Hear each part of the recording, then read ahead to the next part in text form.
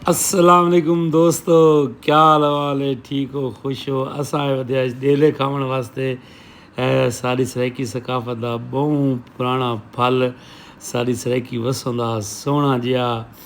वण पुराना वण ते डेलों की बहार आए वधे हैं डेले खावण वास्ते चस्सां चावण वास्ते। ते आओ तो को खवेने डेले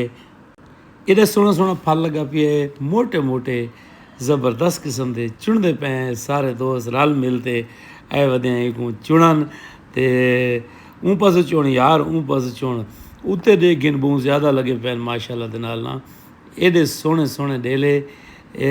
पटिया भी पटिया मैं भी चुनिया ना सारे दोस्त अहबाब असा रलते गए वधे से हैदराबाद थल। कल एक दोस्त पुछता पिया भी कित्थे लगे पे डेले ਤਾਂ ਇਹ ਲੱਗੇ ਪਏ ਨੇ हैदराबाद थल ਤਾਂ ਬਹੁਤ ਮਜ਼ੇਦਾਰ ਕਿਸਮ ਦੇ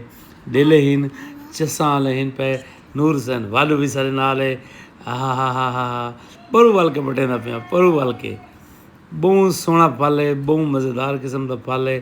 ਚਸਾਂ ਆ ਗਈਆਂ ਤੇ ਇਹ ਤਾਂ ਇਵੇਂ ਸਮਝ ਗਿਨੋ ਕਿ ਅੰਗੂਰ ਹੈ ਅੰਗੂਰ